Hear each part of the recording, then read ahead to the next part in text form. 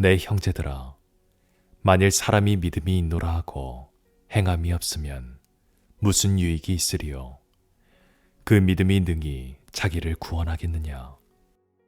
만일 형제나 자매가 헐벗고 일용할 양식이 없는데 너희 중에 누구든지 그에게 이르되 평안히 가라, 덥게 하라, 배부르게 하라 하며 그 몸에 쓸 것을 주지 아니하면 무슨 유익이 있으리요? 이와 같이 행함이 없는 믿음은 그 자체가 죽은 것이라. 어떤 사람은 말하기를 너는 믿음이 있고 나는 행함이 있으니 행함이 없는 내 믿음을 내게 보이라. 나는 행함으로 내 믿음을 내게 보이리라 하리라. 내가 하나님은 한 분이신 줄을 믿느냐? 잘 하는도다. 귀신들도 믿고 떠느니라. 아, 허탄한 사람아, 행함이 없는 믿음이 헛것인 줄을 알고자 하느냐? 우리 조상 아브라함이 그 아들 이삭을 제단에 바칠 때에 행함으로 의롭다 하심을 받은 것이 아니냐? 내가 보거니와 믿음의 그의 행함과 함께 일하고 행함으로 믿음이 온전하게 되었느니라.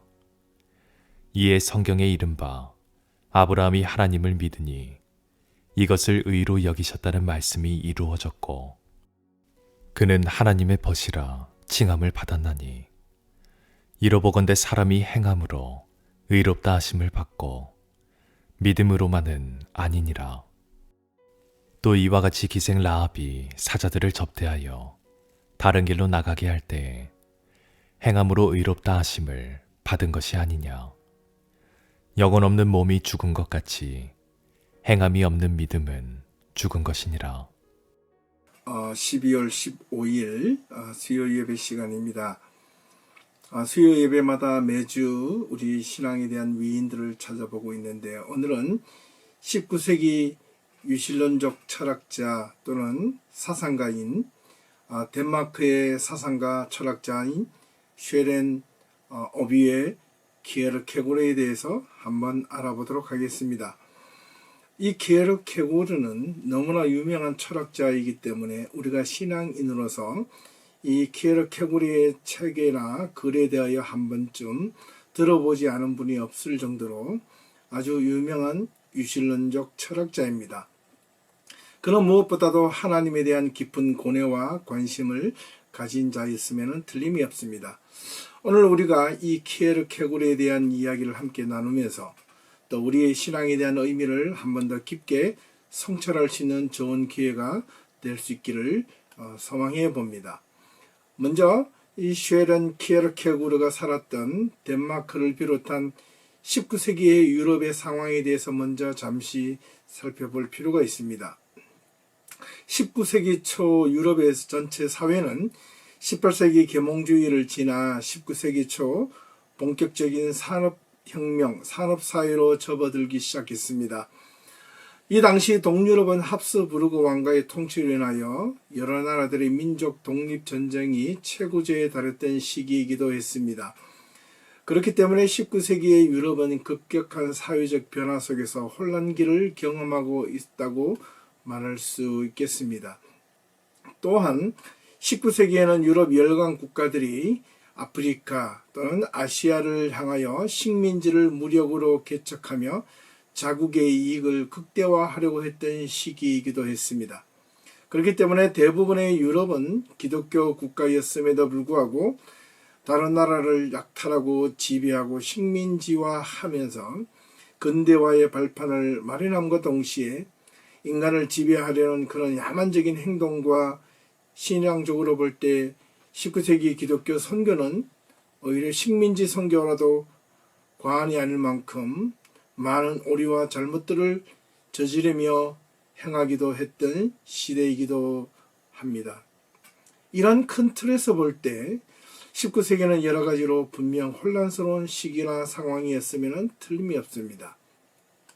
다른 측면에서 바라볼 때 19세기는 그 어떤 세기보다 또한 신학적으로 철학적으로 또한 가장 유명한 사상가들이 가장 많이 배출된 시기라고도 말할 수 있겠습니다. 철학적으로 보면 대표적인 어떤 사상가들을 조금 살펴보면 여러분들이 좀 이해하시기 어렵겠지만 18세기의 철학자들이 칸트, 루소 또는 휴움, 피테, 헤겔 등이 있었다면 19세기에는 슐라이에르마흐, 쇼펜하우어, 키에르케고르, 쉘링 그리고 그 유명한 프리드리히 니체, 트릴치, 리틀, 후설 등이 있다 하겠습니다. 19세기에는 특별히 문학가로서는 누구보다도 도스토옙스키 그리고 톨스토이, 하이네 등을 들 수 있겠습니다. 우리가 다음에 시간 되면 또 이 톨스토이나 도스토옙스키에 대한 신앙적 성찰을 해보도록 하겠습니다. 이런 상황 속에서 쉐란 키에르케고르의 삶과 그의 신앙과 성찰을 우리가 철학을 함께 성찰해 보므로써 우리의 신앙을 함께 비교해 보도록 하겠습니다. 먼저 키에르케고르는 1813년 5월 5일 덴마크의 수도 코펜하겐에 부유한 한 집안에서 아버지 7남매 중 막내로 태어났습니다. 그의 어머니 아네 셴다테르룬 키에르케고르는 원래 아버지가 결혼하기 전에 아버지 집에 속해 있었던 하녀였습니다. 사실 키에르케고르의 아버지 미카엘 페데르센 키에르케고르는 원래 정부인이 먼저 있었습니다. 그가 결혼한 지 몸이 허약하여 결혼 2년 만에 그만 사별하고 말았습니다. 그래서 그의 집안의 하녀였던 이 아내 슈렌테르룬을 맞이하여 그녀로부터 7명의 자식을 모두 낳게 됩니다. 그렇기 때문에 이 아버지 미카엘의 자식은 원래 정부인의 아내로부터 얻은 자식이 아니라 재혼했던 이 하녀로부터 얻은 자식이었습니다. 이 맏형 페트는 후에 목사가 되었고 둘째 형은 상인이 되었으나 젊어서 미국에서 그만 객사하고 말았습니다. 또 하나의 형은 어린 시절 학교에서 장난을 치다가 그만 머리를 다치는 바람에 숨을 거두었습니다. 그리고 그 위에 누나 둘은 자라서 결혼을 했지만 나머지 하나는 어릴 때 사망을 하기도 했습니다. 아버지가 82살에 돌아가셨을 때 남은 형제라고는 그 첫째인 페토와 그리고 막내인 이 쉐렌만 남게 되었던 겁니다. 키에르케고르의 어머니 아내는 정식 교육을 받지 못했지만 참으로 겸손하고 조용한 편이었으며 평범한 여인으로 알려져 있습니다. 아버지 미카엘 페데르센 키에르케고르는 본래 굉장히 가난한 집안의 사람이었습니다. 그의 가족은 국가에서 가난한 사람들에게 제공해 주었던 교구, 교회의 부속 영지에 살고 있었을 만큼 찌든 가난 속에 살고 있었습니다. 하지만 이 미가엘은 근면하고 성실한 탓이었는지 덕분에 친척의 유산 상속에 힘입어 모직 물상으로 상당한 재산을 모으고 부를 축적했습니다. 그로 인하여 이 미가엘은 40살 중반부터 그가 하고 있던 모든 사업에서 손을 떼고 은퇴하여 오롯이 신앙과 독서에 몰두하며 7명의 자식들을 키우기 시작합니다. 그들 자녀 교육에 온전하게 몰두하기 시작했던 겁니다. 이 과정에서 때로는 광기에 가까울 정도로 종교 교육을 엄격하게 시켰습니다. 이 과정에서 미카엘은 막내 쉐렌 이 키에르케고르를 데리고 종종 실내 산책을 하기도 했습니다. 집안을 거닐면서 자녀를 교육하는 방식 말입니다.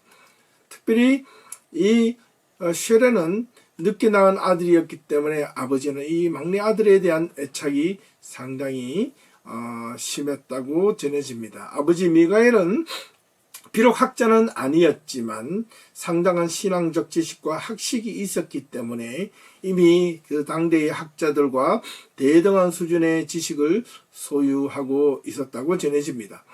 그래서 이 쉐렌은 아버지의 지식에 큰 영향을 받게 되었습니다.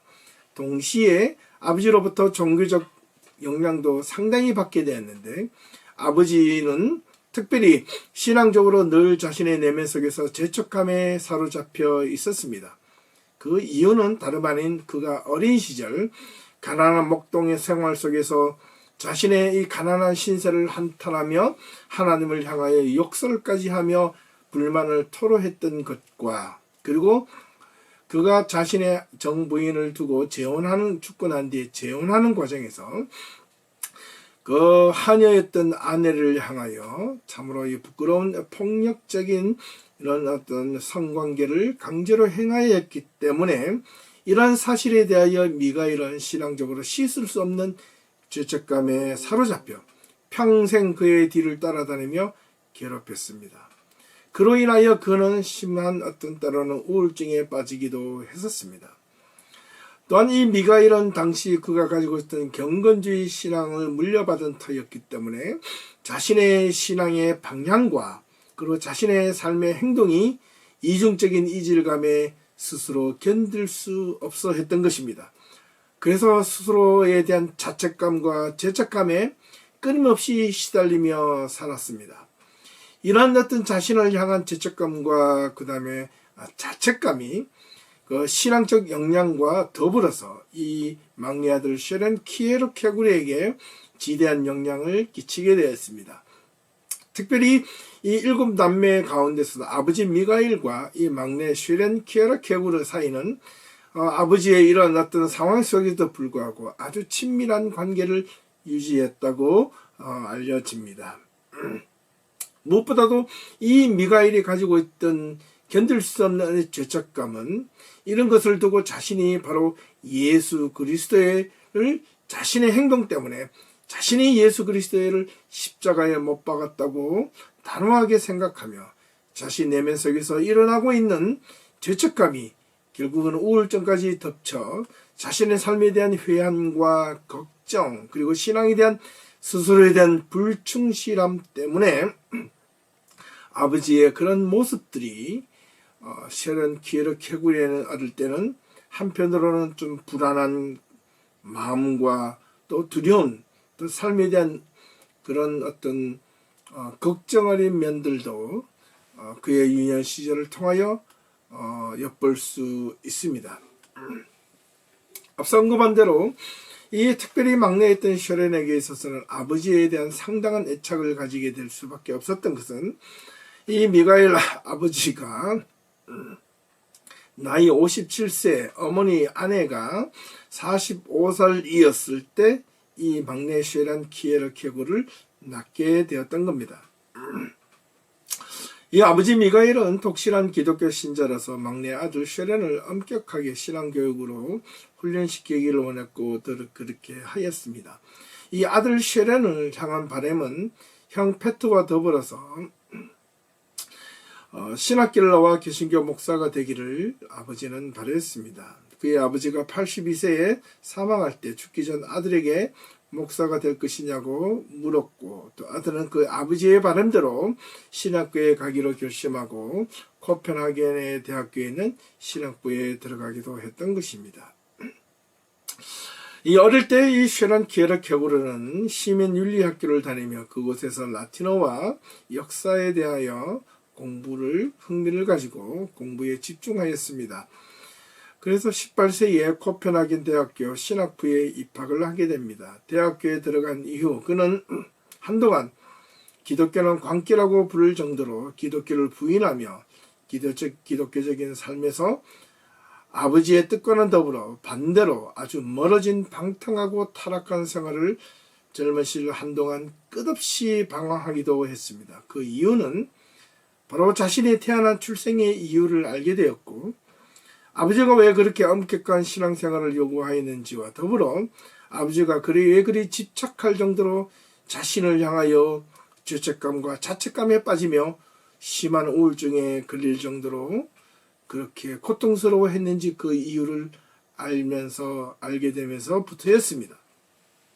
그로 인하여 자신의 삶에 대한 이 무의미하고 무가치한 더러운 존재라는 사실을 키에르케구르는 깨닫고 자기 자신을 함부로 삶을 다루었던 것입니다.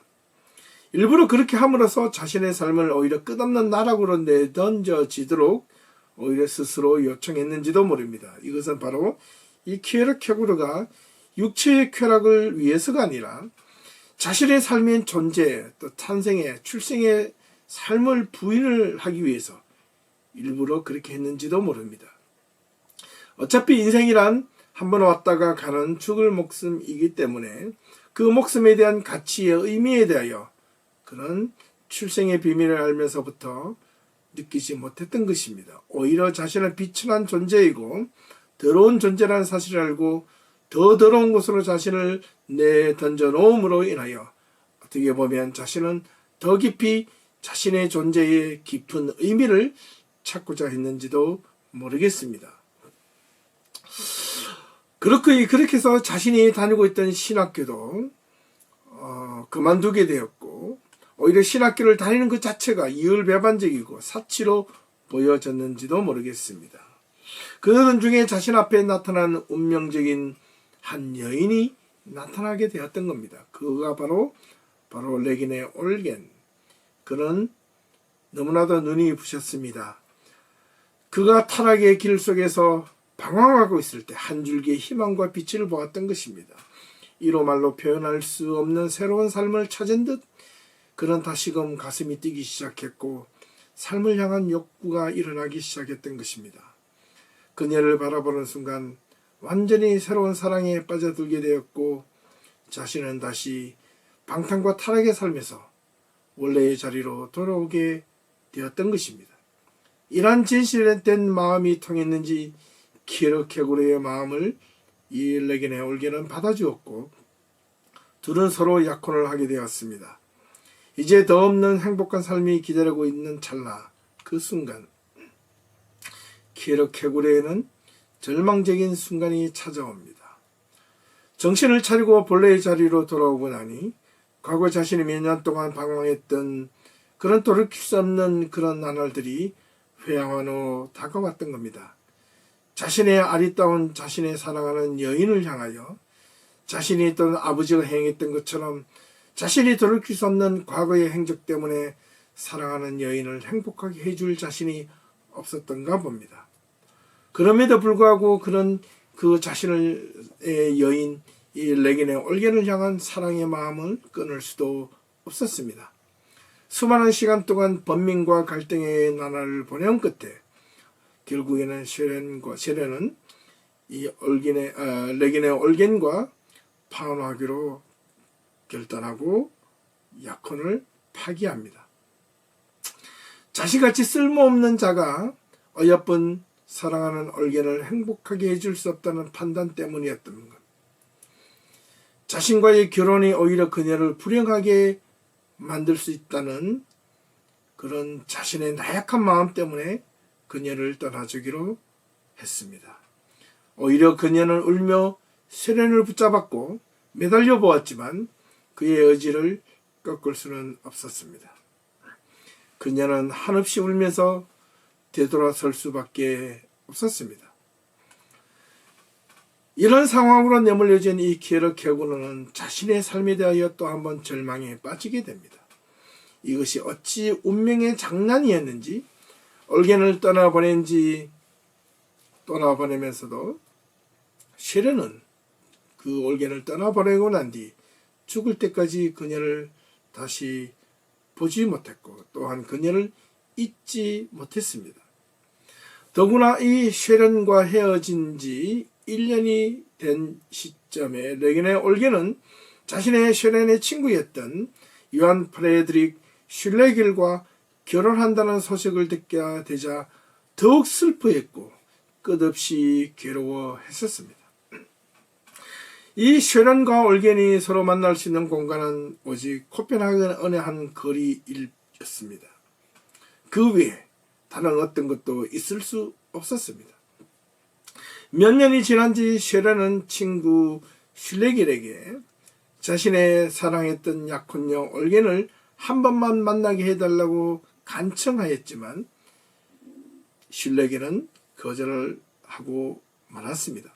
이후 슐레길은 당시 덴마크에서 고위직 공무원이었기 때문에 당시 덴마크령 서인도 제도의 총독으로 임명되어 서인도 제도로 떠나게 되었고 이후에는 다시는 그녀를 또한 죽을 때까지 보지 못했던 것입니다. 그녀가 다시 덴마크로 자신의 남편이 임무가 끝나고 돌아오게 되었을 때 그때는 이미 키에르케고르는 사망하고 난 뒤였던 것입니다. 이제 쉐는 키에르케고르의 신앙과 철학적 사상에 대하여 간단히 살펴보겠는데 그의 철학의 여러 가지 내용들을 보면 분명히 신앙과 결코 뗄래야 뗄 수 없는 연관성을 가지고 있습니다. 그의 신앙은 앞서 언급한 대로 무엇보다 자신의 아버지에 대한 영향을 깊이 미친 것임에는 틀림이 없습니다. 그의 평생의 삶 속에서도 직간접적으로 아버지의 영향을 받았는데 그것이 바로 자신이 과거에 또한 방탕했던 삶에 대한 끝없는 죄책감과 좌절, 갈등과 두려움, 그리고 절망스러운 모습과 이에 반하여 하나님을 찾고자 하는 그의 열망과 궁극적 관심, 그리고 하나님 앞에 신 앞에 발가벗겨진 존재 자체로서의 그런 어떤 두려움과 절망감이 그의 신앙을 온전하게 돌이키고 그의 신앙을 갖게 하는데 디딤돌이 오히려 되었던 것입니다. 그래서 이 쉐는 키에르케고르를 두고 유실론적 철학자 또는 실존주의 철학자라고 부르는 것입니다. 우선 이 키에르케고르의 사상 속에 나타난 저작물을 크게 세 가지로 분류합니다. 세 시기로 분류합니다. 그 첫 번째 시기는 1841년에서 1846년에서 기록한 저작문을 두고 하는 말이고, 두 번째 후기 저작은 기간은 1846년에서 1853년의 기간을 두고 하는 말이며, 마지막 2년, 그것은 곧 1854년에서 그가 죽었던 1855년까지 기록한 저작문을 두고 이렇게 크게 세 가지로 분류할 수 있습니다. 그는 생애 전체를 통하여 자신이 가지고 있는 삶과 연결하여 결코 떠나서 그의 저작물을 이해하지 않을 수는 없습니다. 반드시 그는 그 자신이 경험했던 삶의 순간순간들을 그의 기록물을 통하여 책으로 그리고 저작물로 만들어지게 되었던 것입니다. 우선 그의 초기 저작이었던 1841년에서 46년까지의 대표적인 저작들을 보면, 먼저 그가 철학부에서 졸업했던 논문 아이러니의 개념 소크라테스를 염두에 두고라는 그 출판물과 1843년 그 유명한 이것이냐 저것이냐라는 저서입니다. 이 아이러니의 개념 소크라테스를 염두에 두고라는 이 책은 소크라테스를 서양 철학의 주된 인물로 설명하려고 했던 반면, 이것이냐 저것이냐라는 이 책에는 쉐렌이 대부분 베를린에 머물렀을 때 기록한 저술이었는데 1842년에 가을에 완성을 하게 됩니다. 이 책이 출간된 그 해 쉐렌에게 있어서는 아주 슬프고 힘든 날이 되었습니다. 왜냐하면 자신이 사랑한 엘긴의 올겐과 슐레길이 결혼하기로 약속했다는 사실이 들려지기 시작했던 이유였습니다. 이 올겐과의 다음 저서들에 대하여 깊은 영향을 미치게 되는데 1843년 후반기에 출판된 이 그 유명한 공포와 전류를 본 사람은 누구나 알듯이 이 책의 내용은 창세기 22장에 있는 아브라함이 이삭을 바치려고 모리아산을 향하여 올라가는 그 느낌, 아브라함의 느낌을 서술하고 있는데, 이것은 곧 자신의 여인 이 올겐이 하나님의 능력, 신적인 능력을 통해서라도 자신에게 돌아오기를 바라는 그 감정을 이렇게 복술로 복합적으로 깔고 기록했다는 사실입니다. 이 시기에 비슷하게 출판된 반복이라는 책은 사랑하는 사람을 떠나보낸 젊은 신사에 대해 쓰고 있는데, 이 내용 또한 자신과 사랑했던 여인, 사랑한 여인, 사랑할 수밖에 없고 죽을 때까지 사랑했던 이 올겐과의 관계를 설정해 놓고 있었습니다. 이와는 다르게 쓴 작품은 한 가지가 있는데, 그것은 바로 해결을 비판하는 데 집중했던 저서들이었습니다. 자신이 철학적인 독특한 실존주의적 노선을 확립하려고 애쓴 저작물들입니다. 예를 들면 철학적 단편이나 불안의 개념, 그리고 인생길의 여러 단계와 같은 이런 책들은 한 사람의 삶의 가운데 있어서 개인이 그 삶에서 직면하게 되는 있는 철저한 실존적으로 느끼는 느낌과 생각들, 그리고 실존적인 선택에 대한 결과와 특별히 기독교인들이 어떤 신앙을 가져야 되는지에 대한 그 신앙의 여부에 대해서 상세하게 서술되어져 있다 하겠습니다.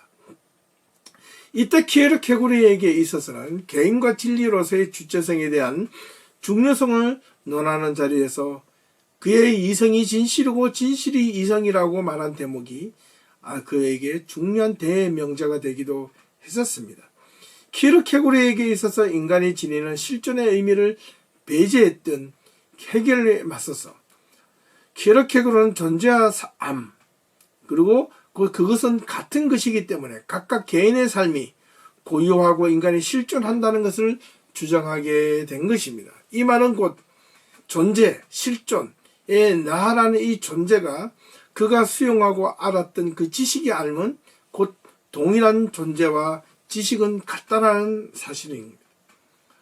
또한 그의 두 번째 후기 저작이었던 1846년에서 1853년에 기록된 저작물들을 살펴보면 이 시기에는 그의 철학적 비판 방향을 바꾸어 기독교를 향하게 됩니다.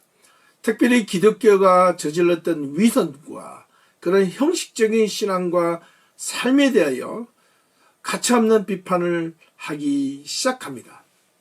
여기서 우리가 분명하게 전제되어야 될 것이 있는데, 쉐렌이 비판하였던 이 기독교는 기독교 자체를 비판한 것이 아니라 오히려 기독교의 삶에 대하여 기독교인들의 형식적인 삶과 당시 덴마크 교회를 향한 그런 부패와 타락에 대하여 공격을 하게 된 것입니다. 키에르케고르가 주된 목적으로 비판한 이 덴마크 당시 기독교는 19세기 덴마크 사회 속에서 교회의 무능력과 위선, 그리고 부패 속으로 전락해 버렸던 덴마크 교회의 현실을 비판한 것이라 말할 수 있겠습니다. 키에르케고르가 살았던 19세기 초 덴마크는 절대 왕국 속에서 입헌군주제로 옮겨가던 도중이었습니다. 그래서 자유주의와 민주주의의 요구가 아주 가중되고 있던 차에 당시 사회 속에서는 해겔의 관념 철학이 깊이 뿌리 박혀 있었고, 덴마크 사회는 덴마크 왕정이 1536년 루터교를 국교로 지정한 이후 교회가 지금까지 정부와 유착관계에 놓이게 되면서부터 300년이 넘도록 국민들을 강제로 주일 예배에 참석해야 한다는 의무를 무려 1850년까지 키에르케고르가 죽기 5년 전까지 요구했다는 사실입니다.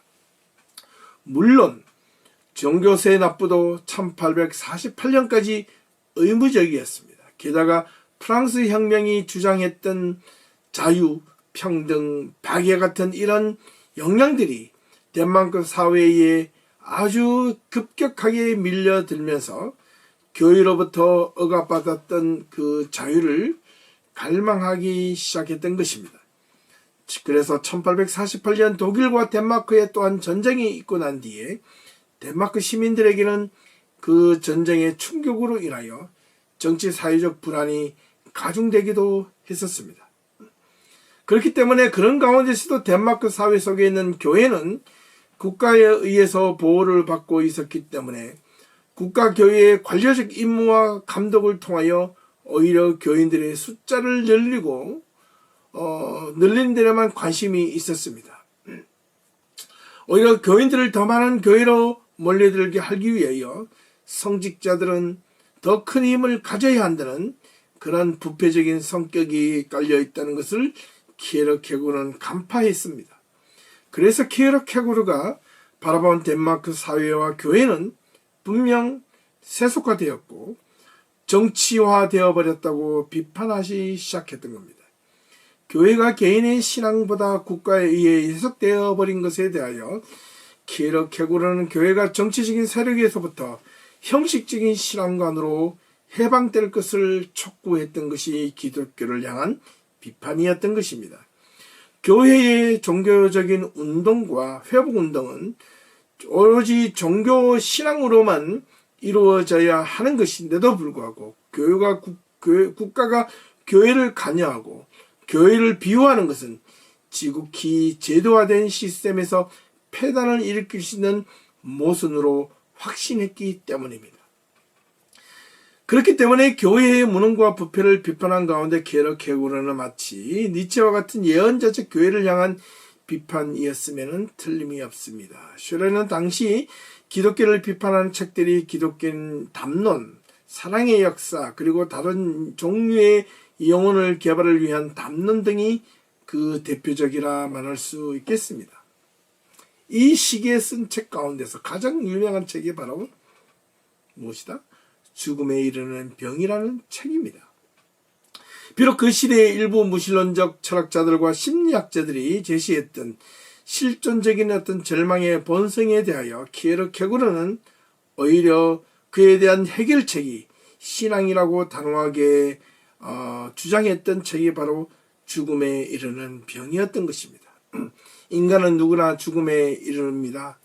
그렇기 때문에 죽음을 피할 수 없기 때문에 그 죽음을 피하거나 극복할 수 있는 유일한 방법은 바로 신앙이라고 그는 제시했던 것입니다. 당시 덴마크 교회가 부패한 상황 속에서도 이 신앙 키에르케고르는 왜 이러한 책들을 통하여 신앙의 올바른 자리로 돌아오고자 외치고자 했었을까요? 슈레는 무엇보다도 기독교의 실천, 자기 반성을 통하여 먼저 무엇보다도 자기 자신의 신앙을 돌이켜보고 비판하고 자기 신앙을 판단하라는 그러한 책들이 덴마크 국가교회를 본격적으로 잘못된 그런 상황들을, 위선들을 공격하기 시작했던 것입니다. 이러한 책들을 통하여 슈레는 기독교인들이 본받아야 할 신앙의 모범들을 예수 그리스도임을 온전히 선포하며 기독교의 참된 본질을 설명하고자 헌신의 힘을 쏟았기 때문에 당시 덴마크 교회의 화석화되어버리고 형식화로 변질된 신앙을 다시 하나님의 말씀 예수 그리스도 안으로 본질 속으로 되돌려 놓으려고 그렇게 온 힘을 다 쏟아부었던 것입니다. 이것이 그의 마지막 저술 시기인 1854년에서 55년에 그가 죽기 전까지 저술했던 책들입니다.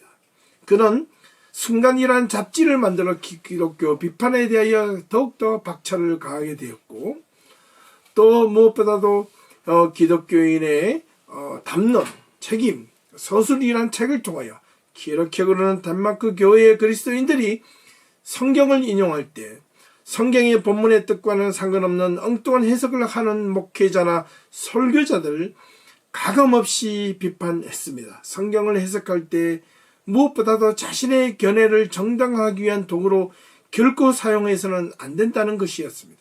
실제로 쉐레는 자신이 다니고 있었던 교회의 목사가 요한복음에 나오는 이 예수님이 죽은 나사로의 시신을 옮긴 것을 인용하며 그것을 문자적으로 인용하여 정부에서 시행하고자 했던 묘지 이동법에 대하여 찬성하는 것에 대하여 신랄하게 비판했습니다.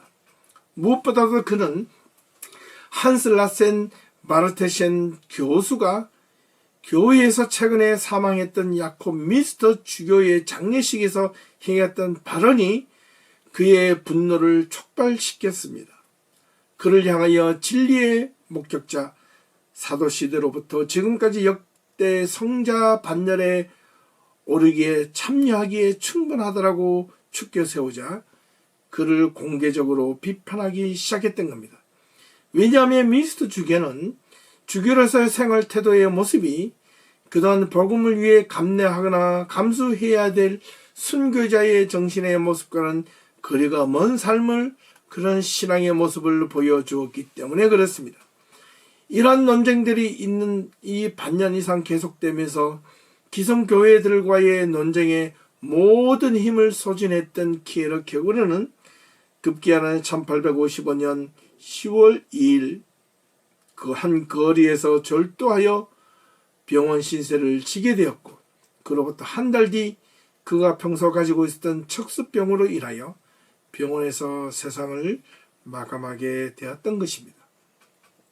그가 죽기 전 친구 에밀 베센 목사가 주관하는 성찬식을 거부하며 의미심장한 말을 남겼습니다. 하나님이 모든 사람의 주권자가 되어야 하는데 어찌하여 1000명 이상이나 되는 덴마크 목사들이 기독교 진리를 주장하고 있다는 말인가? 오히려 그들이 기독교 진리를 자기들 편에서 편리하도록 정리만 하고 있다.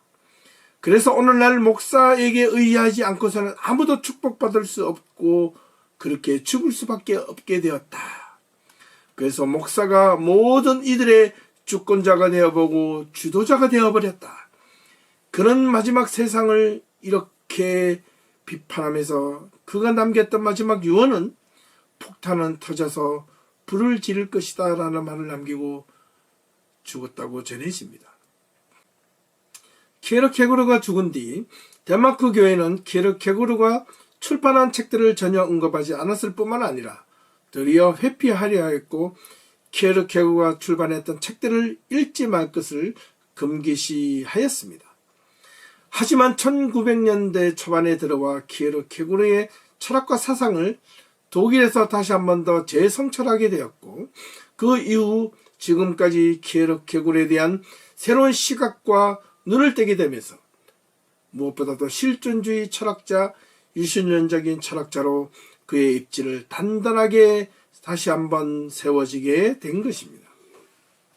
이렇게 키에르케고르에 대한 어떤 신앙과 사상, 기독교 신앙을 향한 열망은 당시 덴마크에서는 루터교가 국교로 자리 잡고 있었기 때문에 기독교의 루터교의 핵심은 오직 믿음이라는 그 믿음에 대한 구원에 대한 강조가 행위보다 앞선 이런 기독교의 가르침이 우선된 것에 대하여 또한 키에르케고르는 당시 상당한 실망감을 가졌습니다.